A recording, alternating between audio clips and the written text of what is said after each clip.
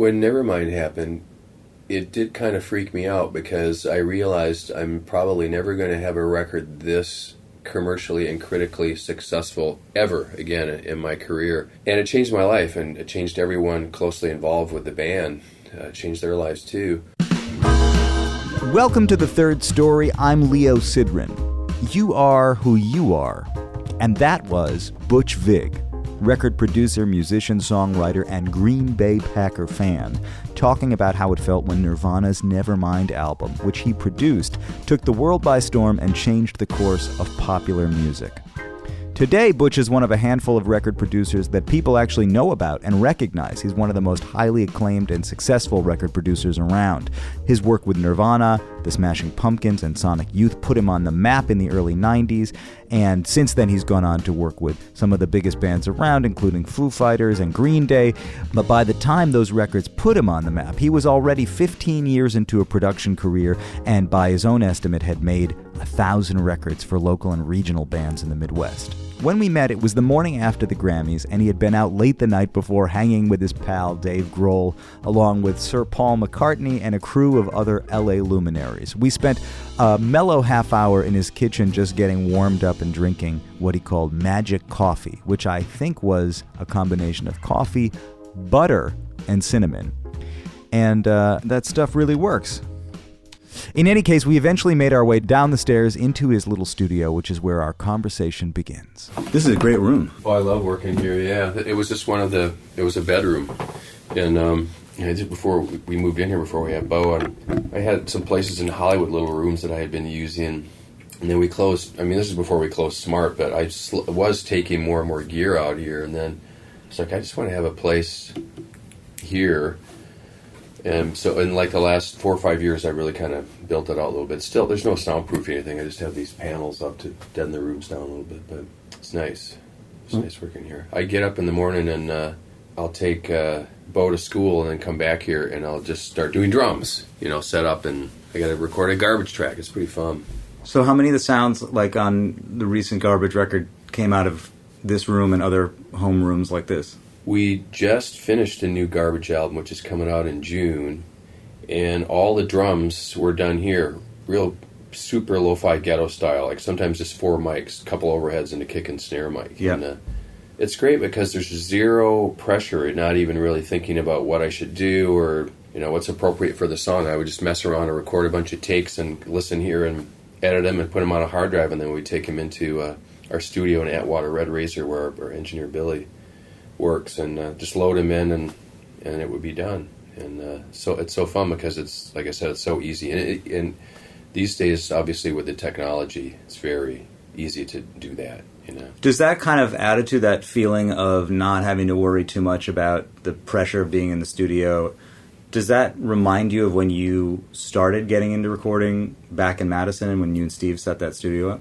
Yeah, I always liked recording in funky places. When we started the initial Smart, or the idea for Smart Studios, was in Steve's basement on Broome Street that he rented. He had a little 4-track, it was a TAC 3340, I think, which is like the standard 4-track at the time.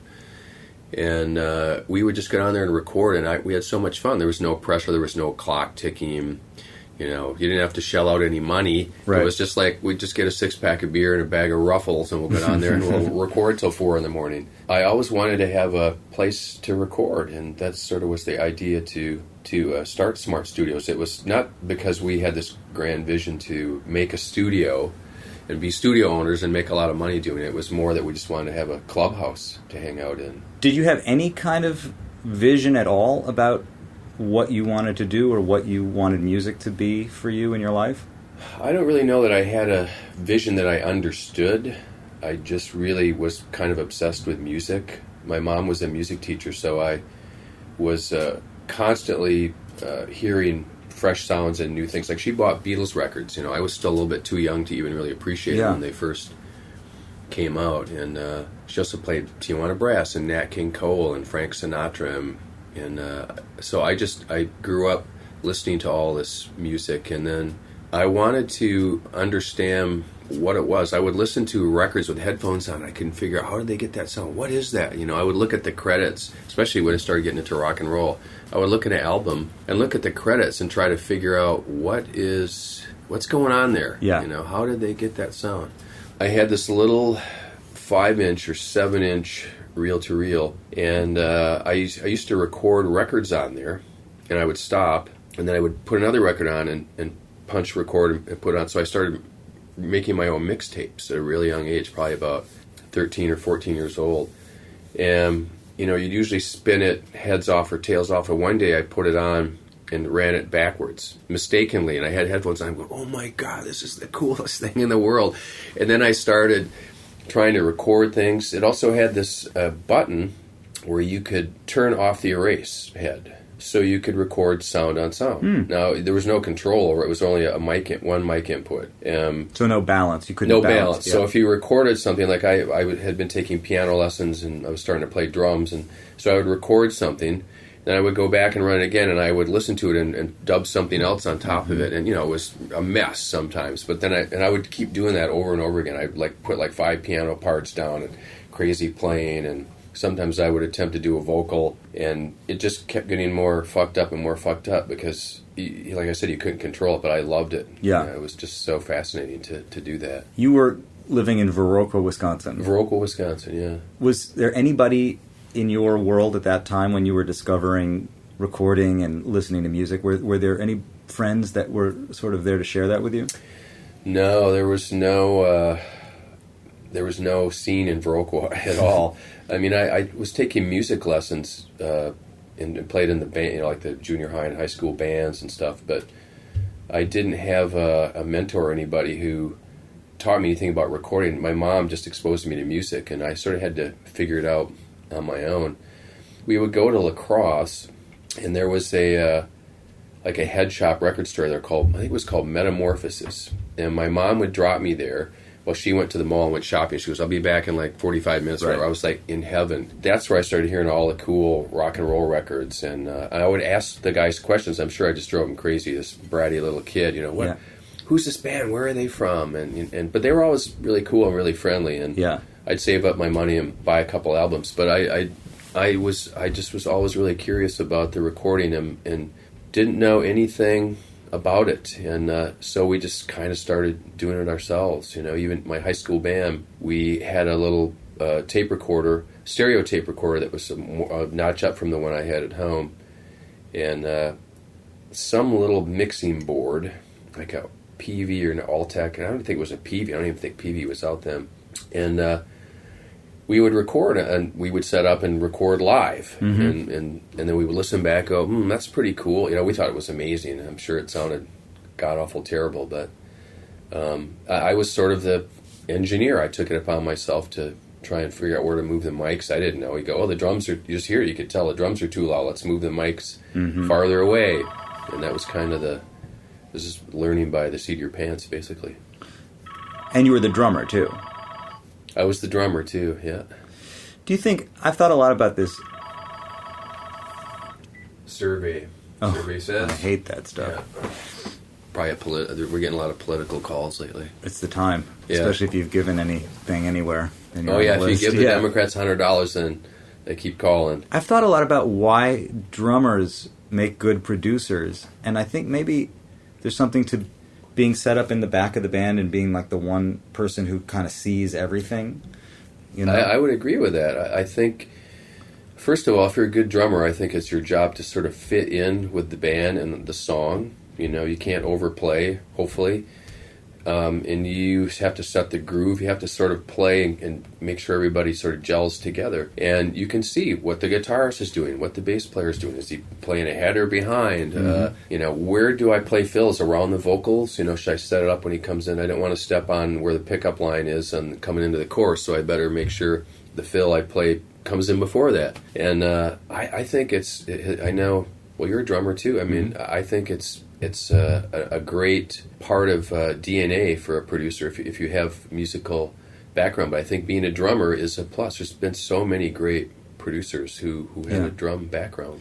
Did you think of yourself as a drummer? Were you a chops guy and, I never have considered myself much of a muso on the drums or much of a chops guy. I play pretty simple 4/4 rock beats for the most part, and I think part of that was when I started playing, I would listen to Ringo and Charlie Watts and just, or even like Mick Fleetwood, who's one of my favorite drummers, like just playing really bare bones, simple grooves. And on the scale of things that I do, like writing songs, being a producer, being an engineer, I would put drumming lowest on the totem pole, just in terms of my technical ability. I love to play drums; it's really fun. Yeah, and I love touring with Garbage. Man, we have a gas and we go on the road, but it's just I don't really have any interest in keeping my chops up. Probably should. I should keep the kit set up because when we take some time off, it's always a learning curve to get back up to speed. Yeah, to put on a 2-hour show every night. I'm glad that you mentioned that sort of list of the things that you do, because in your career, you've played all of these different roles. You've been in a band, you've been the technical guy, you were an engineer for a long time, you've been a producer, you're a songwriter. Do you have to turn different switches on and off when you approach the role, or do you feel like you kind of walk in as the same person regardless of whatever the role is that you're playing? That's a good question. I don't know that I really have perceived if I, sort of change my headspace depending on what I'm doing. I know from a production standpoint, when I'm working with another band, like the Foo Fighters or Green Day or Against Me or whoever it is, it's very important for me to remember that it's their music and it's my job to help them find their vision. When I'm in Garbage or working on my own music, then I wear all the hats at the same time. I play drums. I also play guitar, not very well, but I play guitar and keyboards.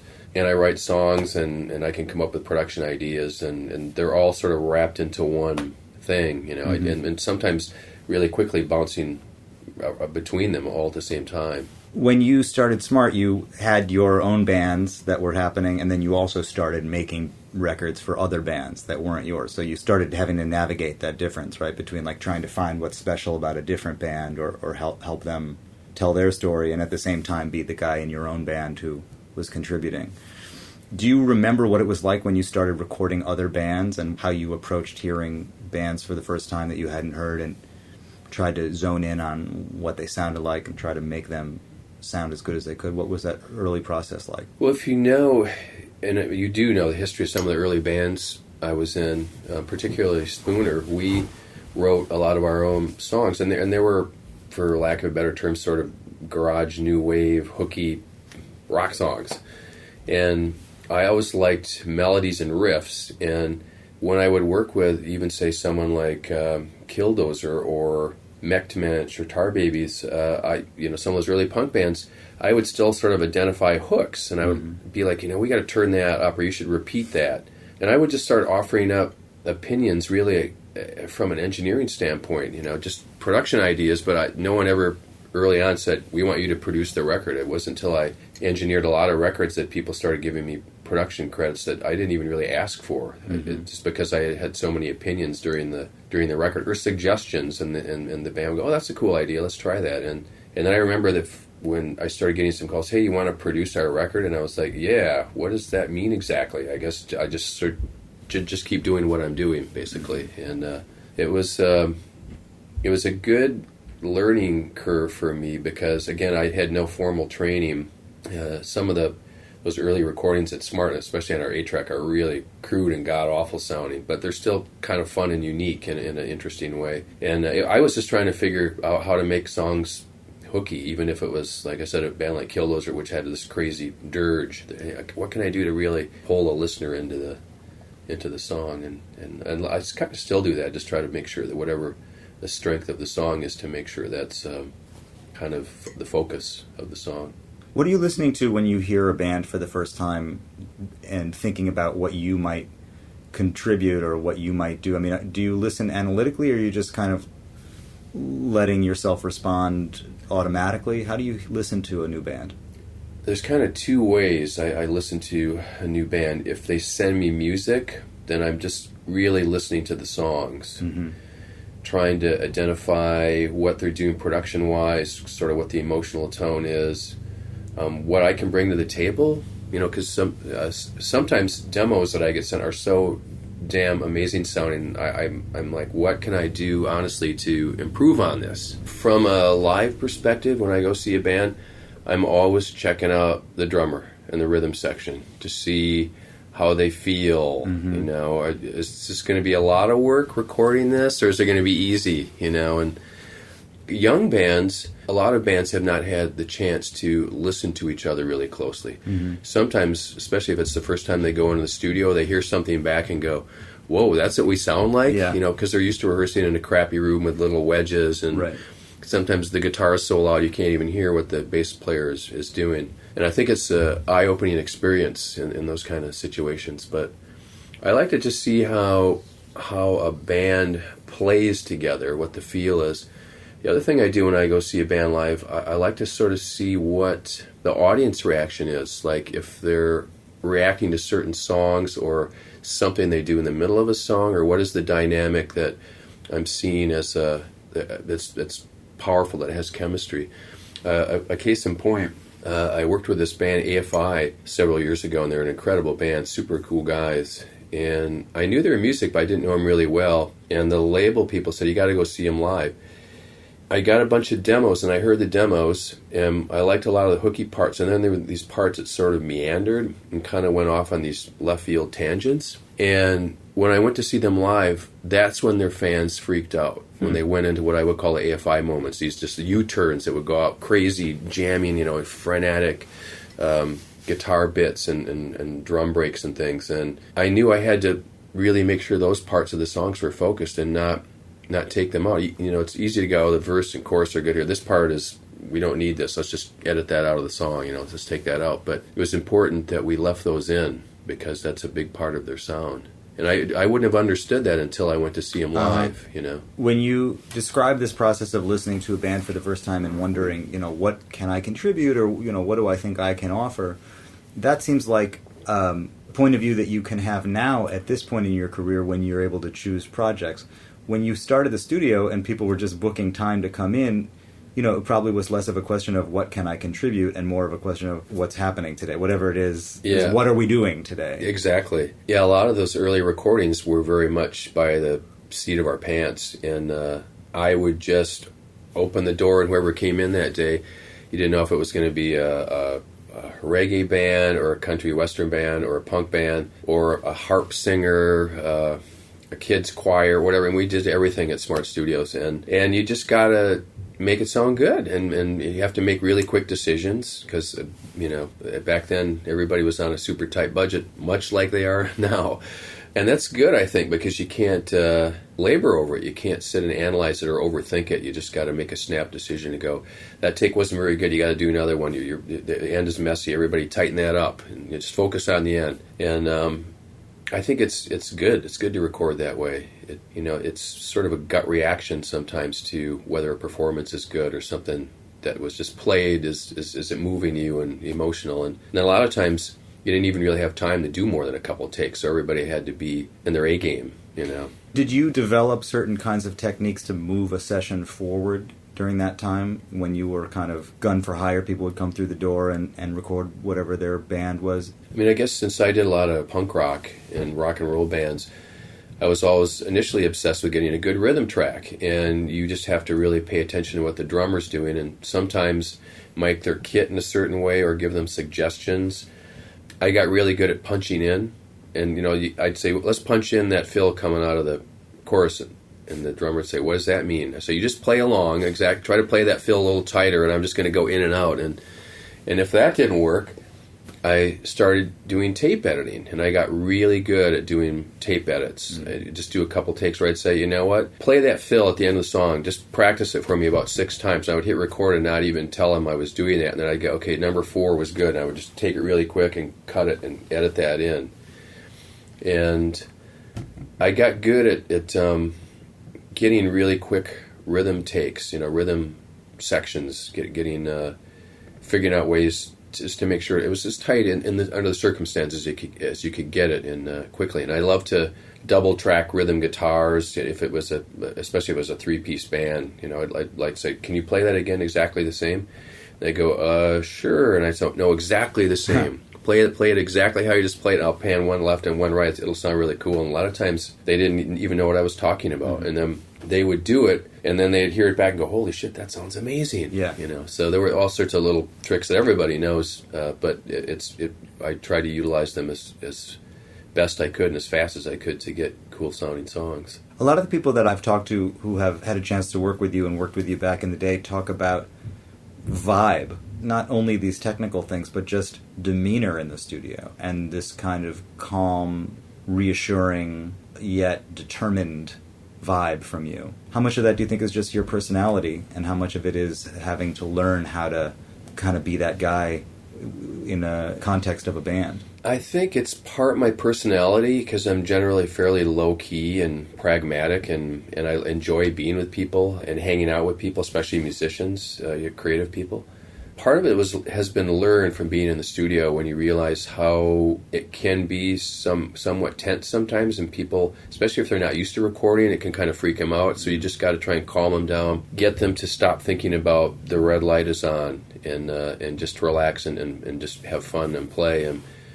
And I think I'm good at getting people to relax. I don't even really know exactly what I say. I think I've got a really good sense of understanding what's going on psychologically with a band. Even if I've just met them for the first time, I'm really kind of good at picking out the dynamics of how people are interacting. And I think because I've always been in bands too, there's a certain empathy I have for understanding the dynamics that go on. So I just try to keep it smooth, keep everybody relaxed and having fun, and then they usually, when they get to the point when they let their guard down, that's when you get the best performances.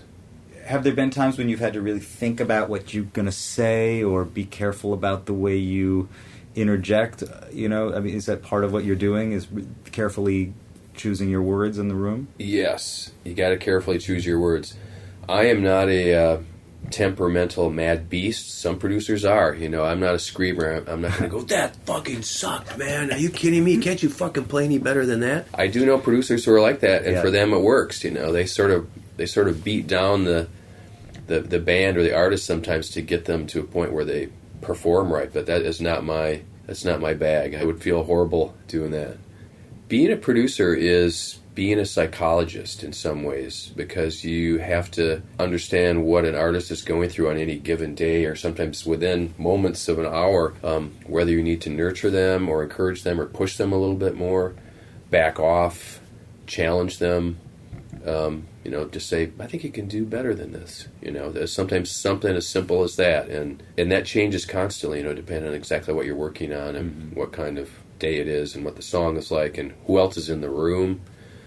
And you just have to be aware of that. But I swear more than half of producing is being a psychologist. When you meet a new band, are you sort of checking out to see, well, who are the strong characters and who are the passive ones, and how do these people interact with each other?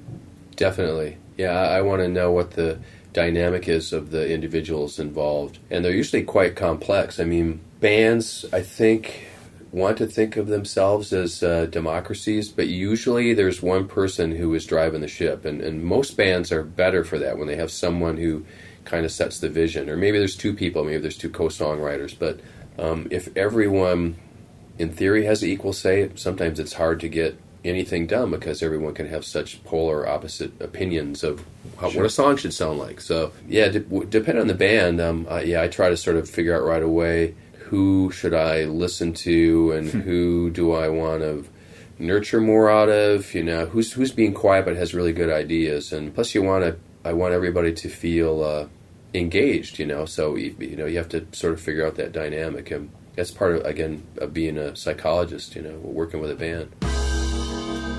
Butch Vig said it. Record production is psychology. I love it. You know what I love about this kind of thing? It demystifies the whole process of making music. Making great records is as much a function of the people who make the records as it is the music they make. Hey, speaking of the people who make great music, you can get to know a lot of them on previous episodes of The Third Story. That place where life and art meet, where desire and fate converge, that crossroads of intention and chaos. That's where I like to sit, and you can sit with me by subscribing at third-story.com. Let's get back to Butch. I wanted to talk to him about his interest in filmmaking and how it affects the narrative aspect of songwriting. I read that when you went to UW to college that you went to study film, not to study music. It is true. I got a degree from the UW-Madison in Comm Arts and majoring in film. I made 3 or 4 unwatchable 16mm films back in the day. And I also took 4 semesters of electronic music with Dan Harris, who was the professor there at the time, who was amazing. He was very much a mentor to me because he encouraged me to find interesting things with sound. Like I love songs, but I love sound, weird things and noises and things. And especially in Garbage, we like to do that. We like to layer our songs with what might initially just seem like a guitar riff or a keyboard riff, and there's these things underneath it that are sometimes quite unusual sounding. And a lot of that came from electronic music, from the experimental courses I took there. Dan Harris did not have any keyboards.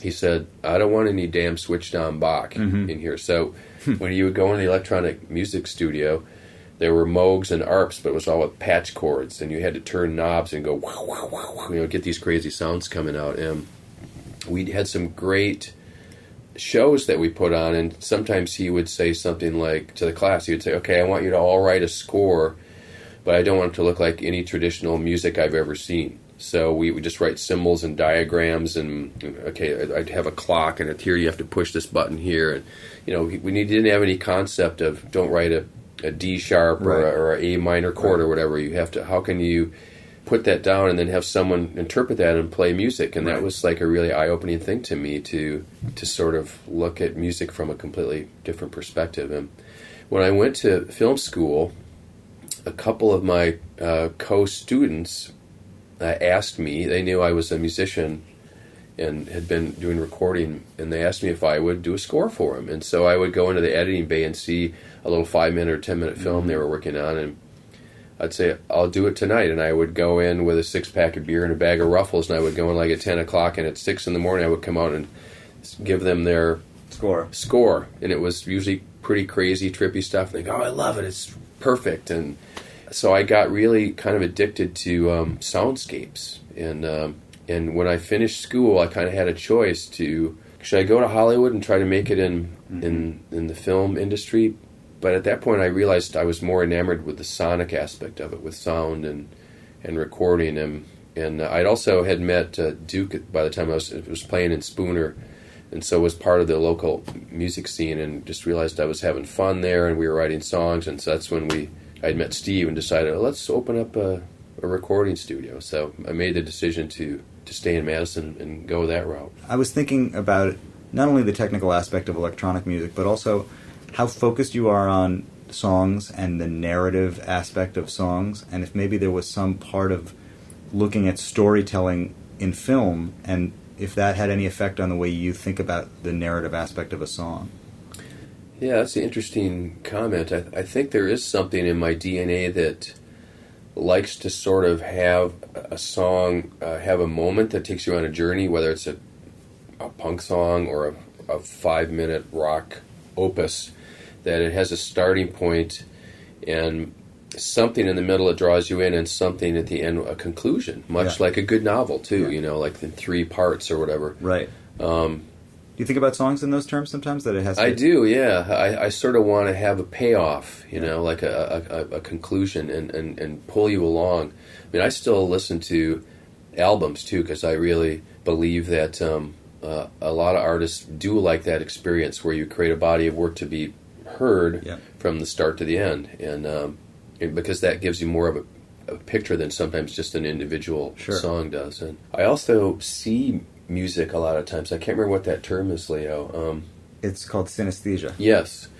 And I sometimes get these like colors in my head when I'm listening to a mix. A lot of times it's more sort of like these grays and browns and blues, and then these textures, and that I hear sort of in the mid-range and upper bass, and hard for me to describe, but I do. A lot of times songs sort of give me that visual in my head, and it's really quite interesting. There's also a part of me, I swear, is almost like a mild form of autism, where I'll hear these things in songs in between the cracks that I'll just get focused on, and sometimes it becomes the only thing I can hear. And it may be like a tick or a little timing thing, and they'll start driving me crazy. Oh, we should fix that, or is that good, or is it? I keep hearing it, and then I'll go, but maybe it's good in there, and it's unpredictable. I never know when that's going to rear its head, and I'll just find some little thing in the track that becomes the most apparent thing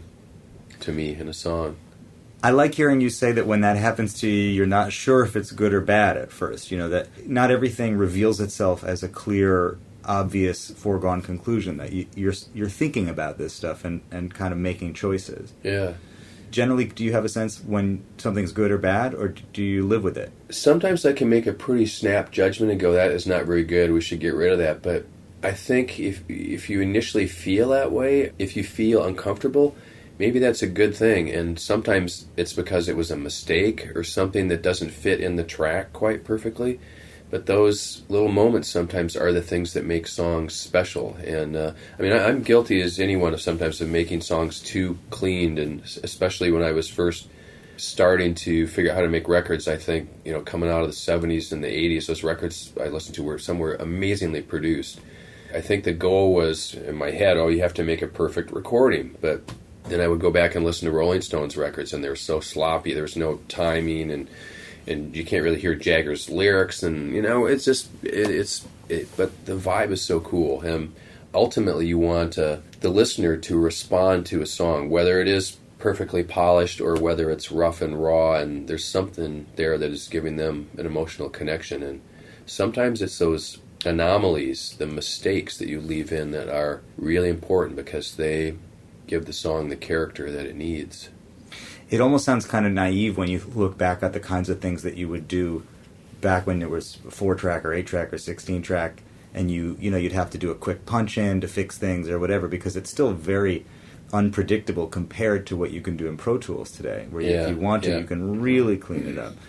What was the transition like for you when you realized that you could get microscopic with everything, and learning how deep to go and deciding those things?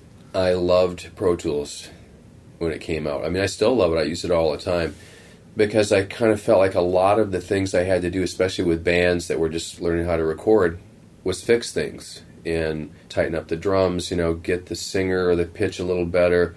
It wasn't so much about focusing on just making a great recording. It was like, how can I get it a little better in tune, or problem solving, I think is a lot of part of what making a lot of those earlier records was for me. And with Pro Tools, you can go, I can just take this, we can do a bunch of takes, so I can comp the vocals much quicker. You know what, the chorus is better here, the second chorus is better than the first chorus, I can just drop that in and we'll use it both times. The thought that you can record as many ideas as you want in Pro Tools, hundreds, was so amazing. And we kind of lost our way in some of the garbage records, especially version 2.0. I think some of those songs had 225 or 250 tracks. And then you realize at some point you have to mix it and make decisions that we just kept putting off. This is a cool riff. Let's record that in there too. Maybe we'll use this. And halfway through the verse, we'll switch it to this. And you create your own sort of Frankenstein in a way that becomes very difficult to navigate,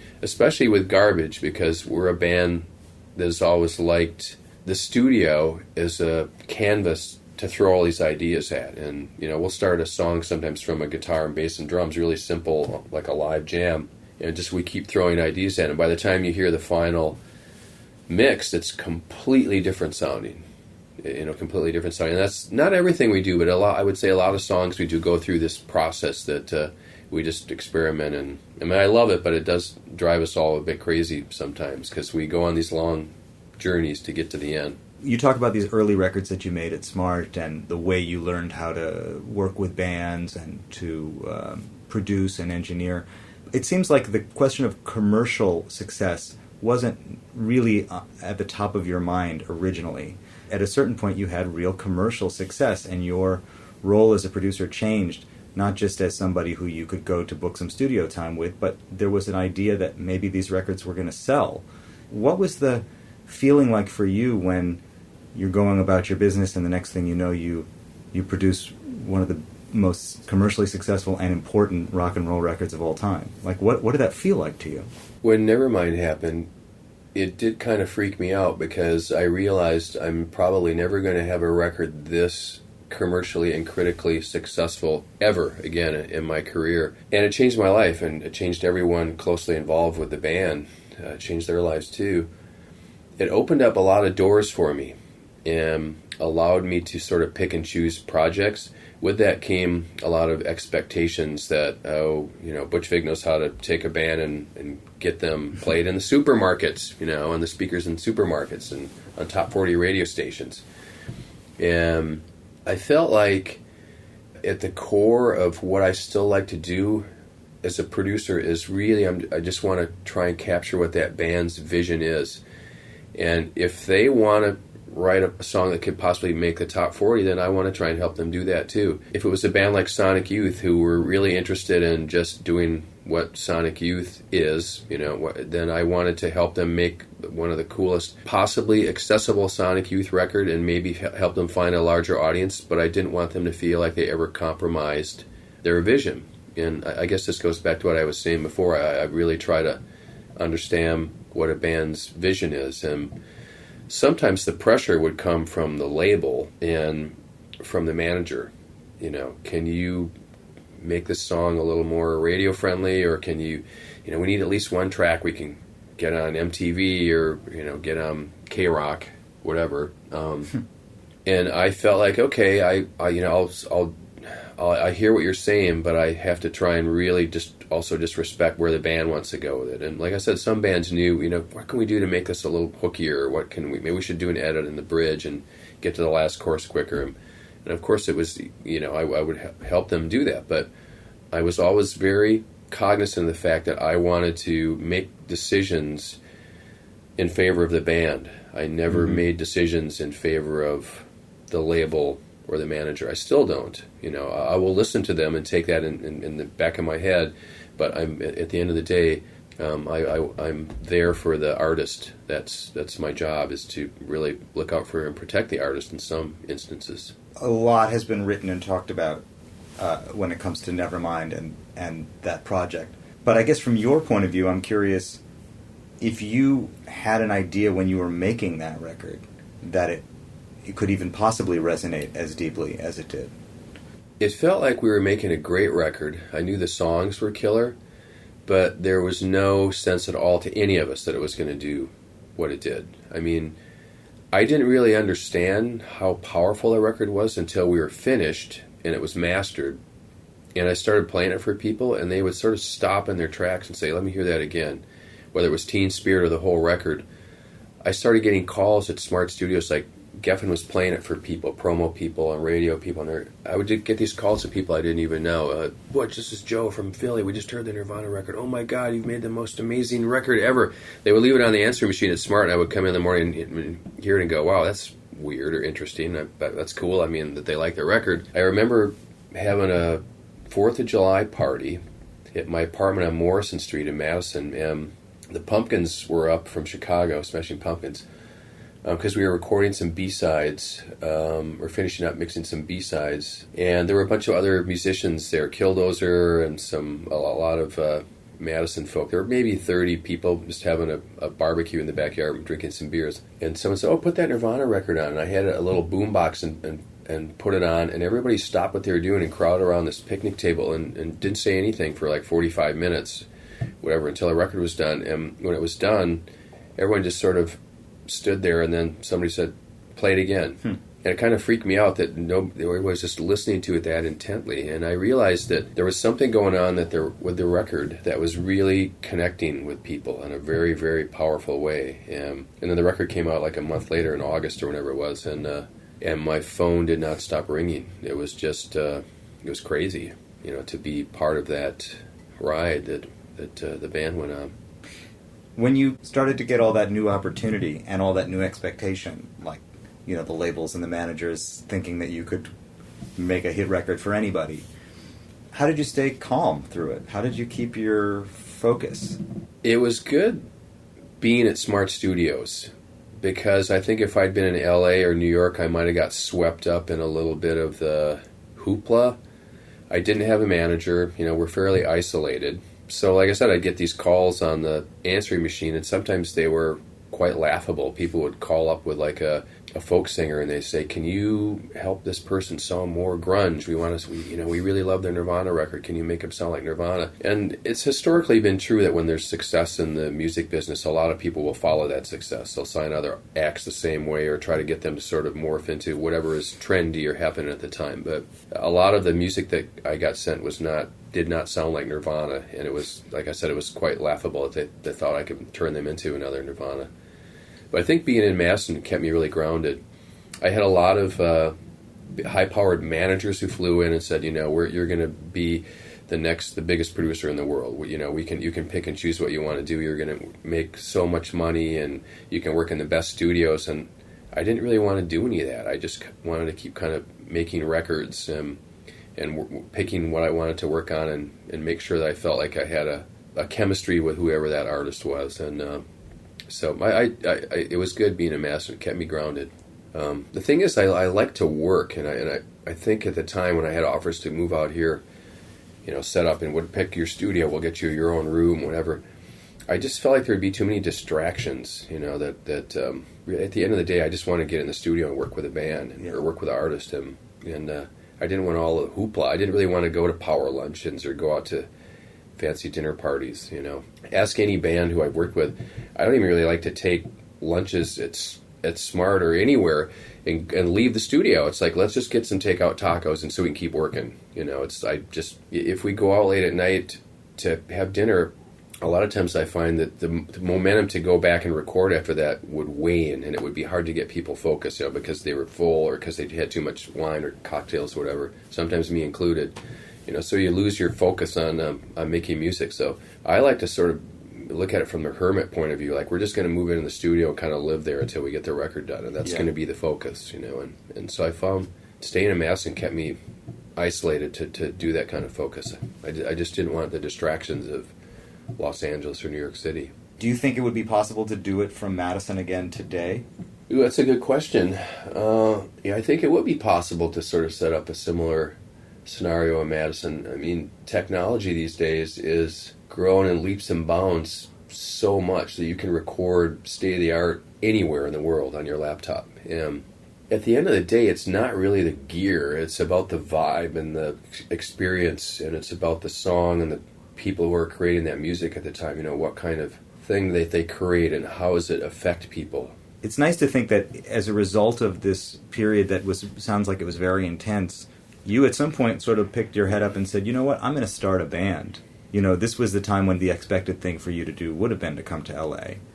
And it seems like almost a reaction, you kind of retreated or looked more inward at your life in Madison and your relationships that you had before all of that success. And that's when you started what would become Garbage. What was motivating you to start that band in the wake of all that success? By the time Nevermind happened, and then Siamese Dream and Sonic Youth, a lot of the sort of more major label records that I did, before that I'd done 1,000 punk rock bands, I swear to God. And I guess I kind of got known for guitar, bass, drums, that was sort of the thing. And I was getting bored of it. Steve was bringing in like Public Enemy records, and I was hearing what they were doing in the studio with samplers, and it freaked me out. It was so cool and scary sounding and wild, and I was like, how are they doing that? And I started reading magazines like EQ or Mix Magazine and seeing these articles in the back about what was going on in other studios, and then I started calling other engineers I knew, and I bought a couple samplers. I bought a Kurzweil K2500 and a Kai S1000, and started doing remixes. One of the first ones we did was for House of Pain. I called up the label Tommy Boy and said, what do you guys want me to do for a remix? I'm not really a dance guy. And they said, just sort of do your thing. We really like the way the records you're making are. So I was like, okay. So I erased everything on the tape except for the vocals, and then put down some new beats and some weird sounds and some guitar riffs and things, and basically wrote a whole new song.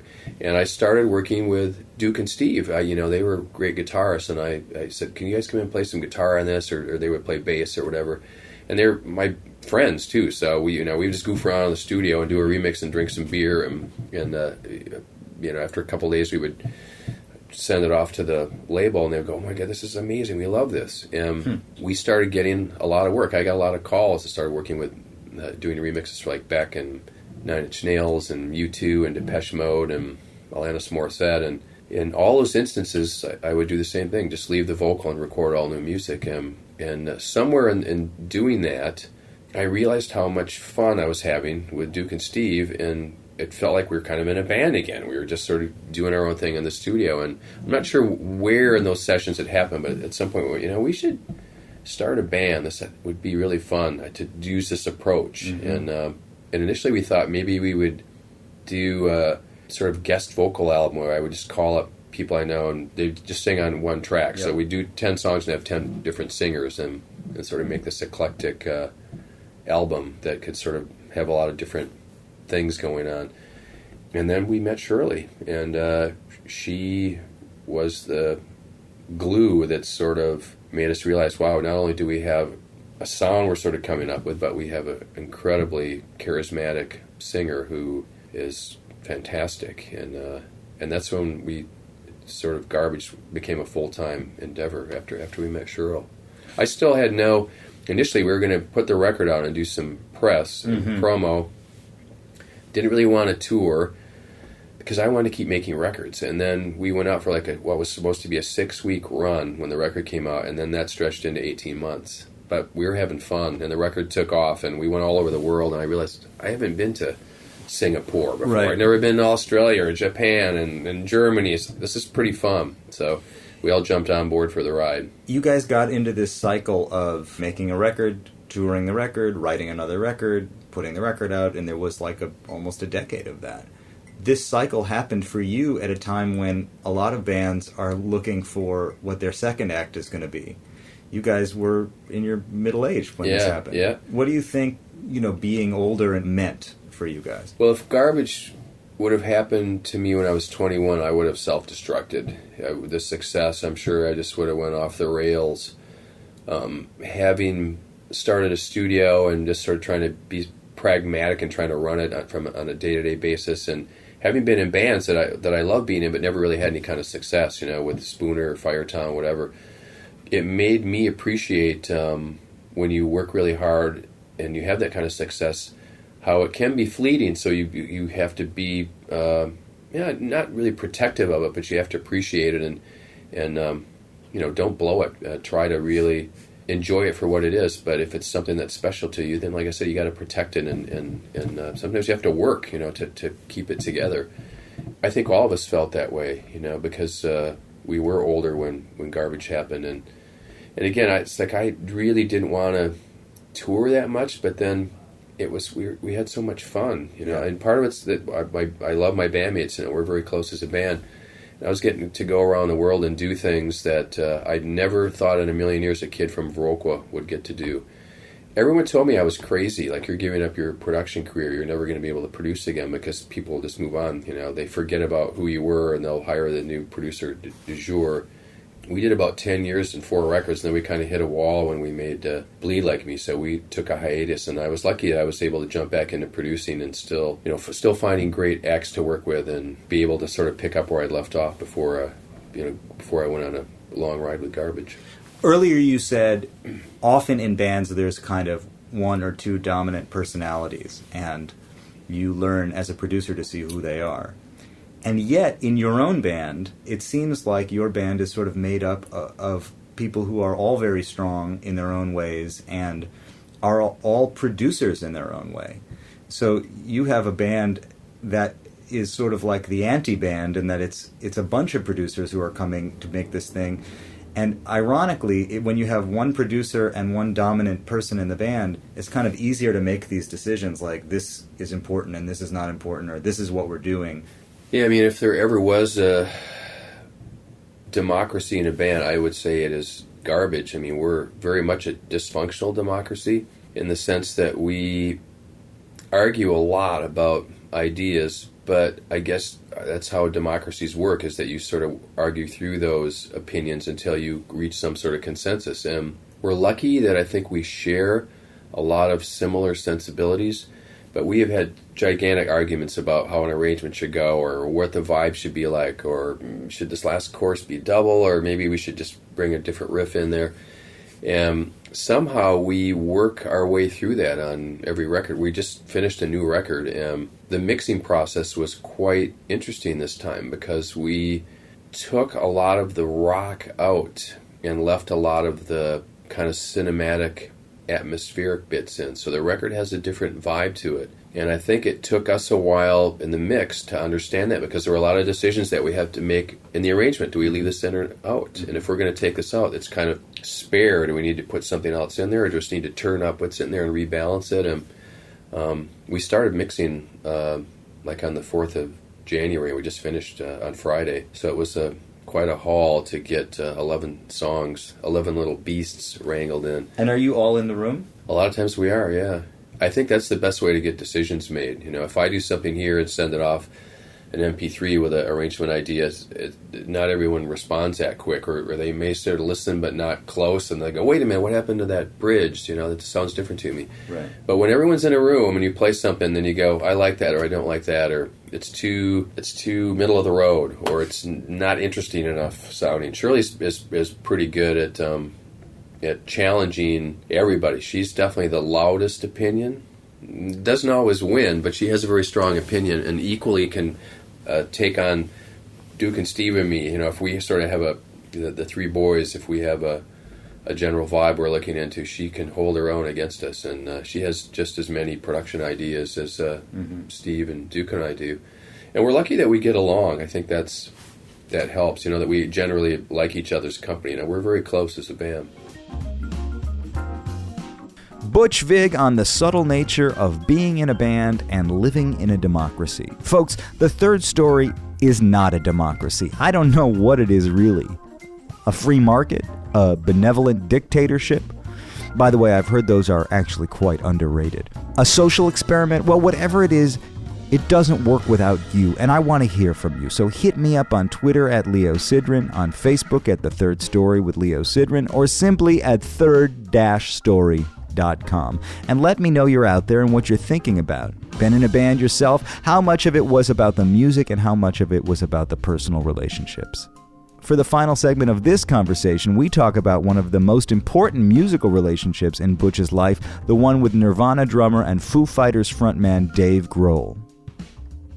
When I look at your career for the last 15 years, I see this intense relationship with your bandmates in Garbage, and then this other relationship starts to emerge that becomes very fundamental to your recent career, and that's the one with Dave Grohl. Yeah, you know, I've known Dave for a long time, and I still remember the first time I met him when we went into pre-production for Nevermind. We were in North Hollywood. He was this goofy, funny kid with just this crazy energy, an incredibly powerful drummer, and brought amazing musicianship to Nirvana, made them extremely powerful sounding. But he also brought levity and a lot of lightness to the band. And you know, Kurt had a lot of really intense mood swings, and it was good to have Dave's energy around because he was such a goofball.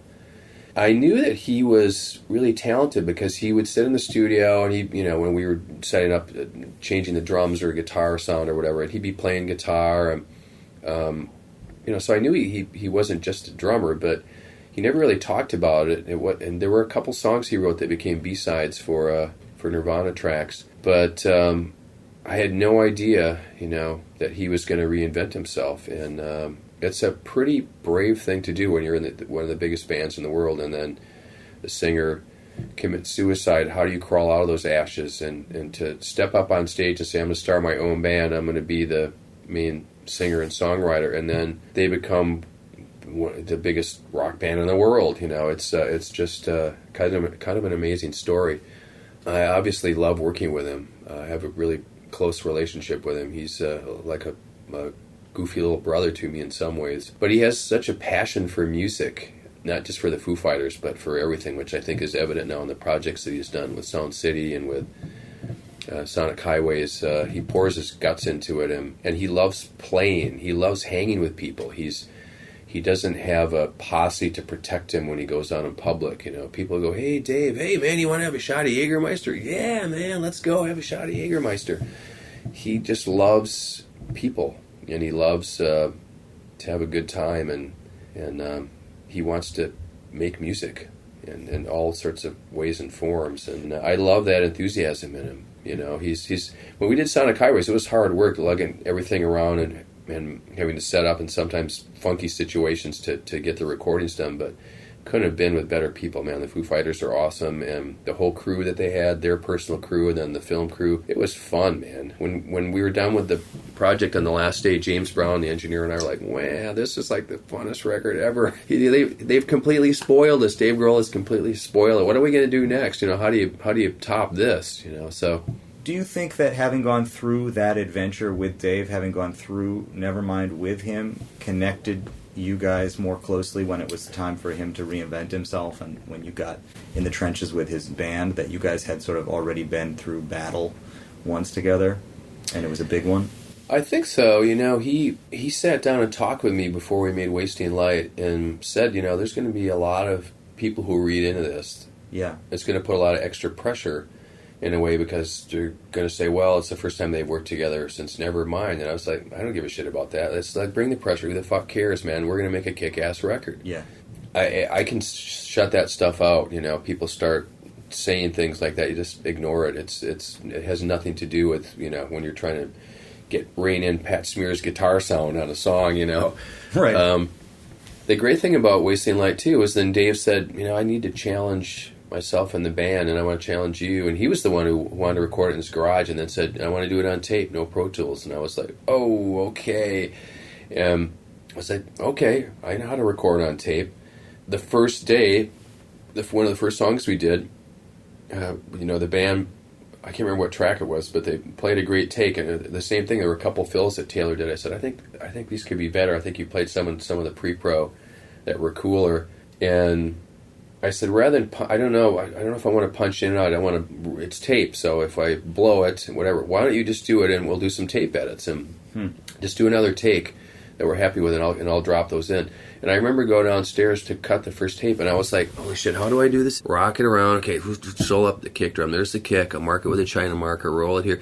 And I was a little bit shaky hands the first one, and I did it, and then I started making the cuts really fast. Like, it went right back to where I'd done it 20 years before. And then we just got lazy, because that can take a little bit of time to do tape edits. Taylor's like, fuck it, man, just punch in. If you blow it, I'll just keep doing takes till it sounds good. So he'd go back, let's punch in that fill coming out of the bridge, and I got, again, my brain went back to and, you know, just doing the microsecond, just the split hair before the downbeat of getting in and out. And so it was really fun. It was really fun to do. And I think that record is one of the best representative records of the Foo Fighters, because it's all about performance. When they finished Wasting Light and they went and played a handful of clubs around LA here, just like warm-up shows, they played the record from start to finish, and it sounded, to me, exactly like the record, because we had rehearsed it so much and played so much in Dave's garage, and it's like, it's the most representative of who they are as a band. You know, they could play from start to finish, and it sounded exactly like their record. Yeah. I think myself and the band were really proud of that fact, that we made something that really had a really big stamp on it, you know, really had their personality really solid in that record. Mm-hmm. We started this conversation talking about how being in a room like this in a house was somewhat reminiscent to the way you started being in a room in Steve Marker's house. Something else, the Grammys were last night, and it's a little bit reminiscent of what it must have felt like in 1978. There was not a lot of rock and roll on stage last night.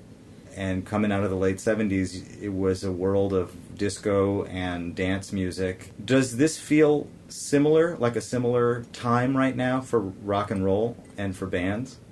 Everyone always says that rock and roll is dead. Like every 2 or 3 years, you'll see a critic or some magazine article or someone who says there's no great rock bands anymore, but I totally disagree. If you look at the charts over the years, it's always been dominated by pop music, really. Every now and then a rock band will make it to the top of the charts, like Nirvana or someone like that, but that's really an anomaly, you know, top 40 music. And to a certain extent, what consumers hear is always going to be more mainstream.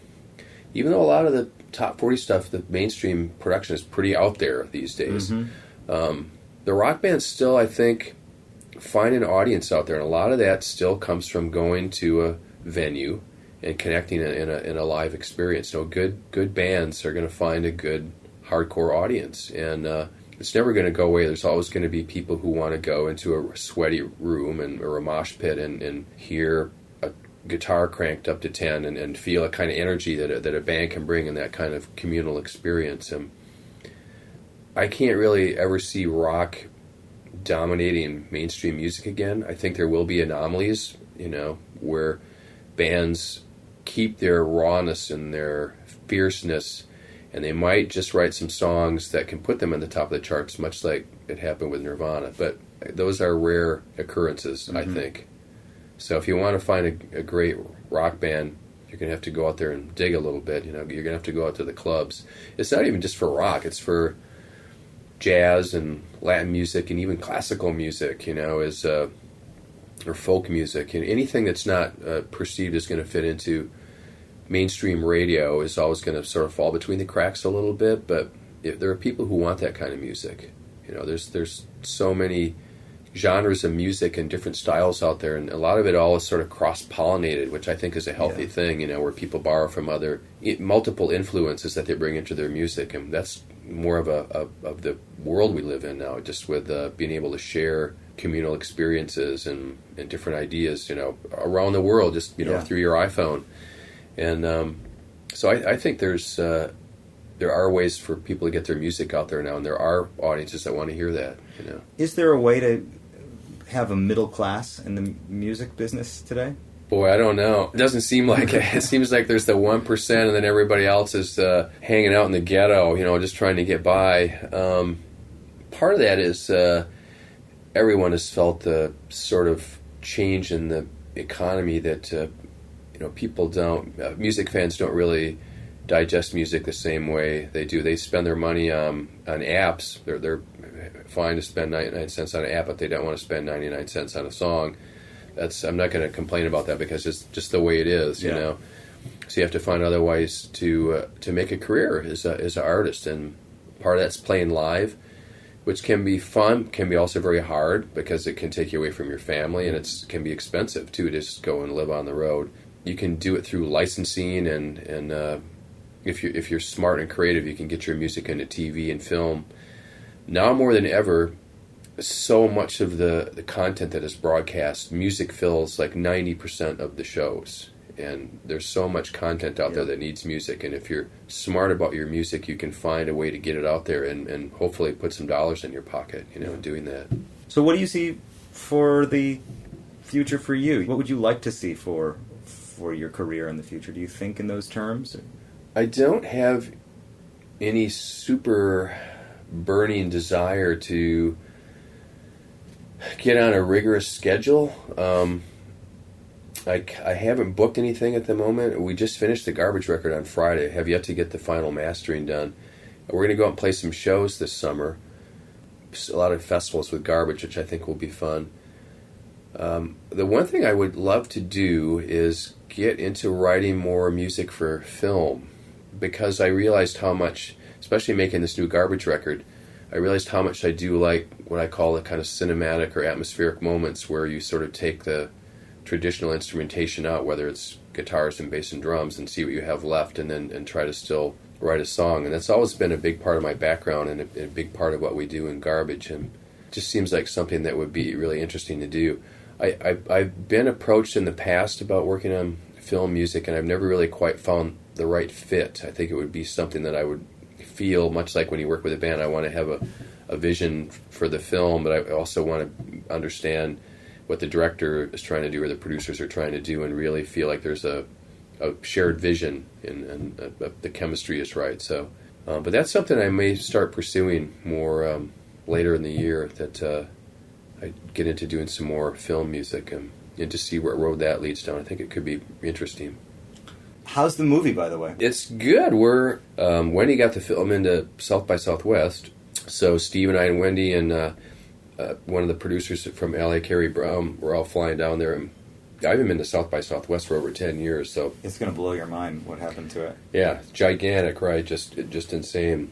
Wendy's done a really good job. You know, it's her baby, really. She pretty much raised the money, has been doing the editing and everything, and it's a fun 90-minute ride. There's a lot of little vignettes and stories in there that come out, and a lot of really good quotes. And I think anybody who's into music, even if you don't know anything about the history, is gonna find a fun film. We're having this conversation about that same period in your life, right? Like, the creation of who you became.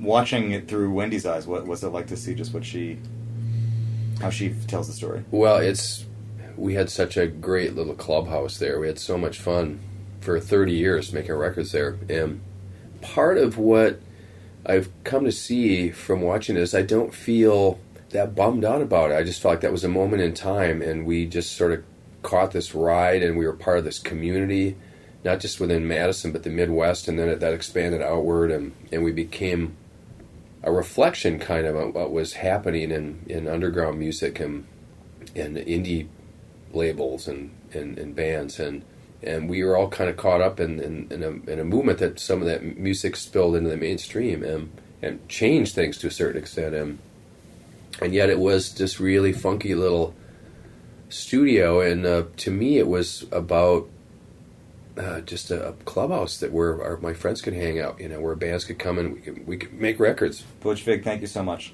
No, it was fun, Leo. This is cool. You should let me know when you're going to run this. I'd love to hear it. Thank you, Leo. There it is, the great Butch Vig. If the job of record producer is to put people at ease, then I can see why he's one of the best. He makes the hard stuff look easy, like making decisions quickly and staying confident in the face of confusion. And he elevates the simple stuff, like having a good time in a room together and staying on course. If you enjoyed this one, I'm going to suggest a couple others that might seem like they're out of left field, but I'm feeling sentimental today. So why not check out my conversations with New York restaurateur Gabe Stillman, who cut his teeth pouring drinks for Butch Vig back in the day in Madison, or social media pioneer Peter Keckley, who also got his start in the great cultural capital of the Central Stranded Time Zone, Mad City, Wisconsin. You can check those out and many more at third-story.com. While you're there, sign up to the email list or just subscribe there and then to the iTunes feed, Stitcher, whatever you're into. Thanks for listening. I'll be back in 2 weeks with another conversation. Until then, I'll talk to you soon.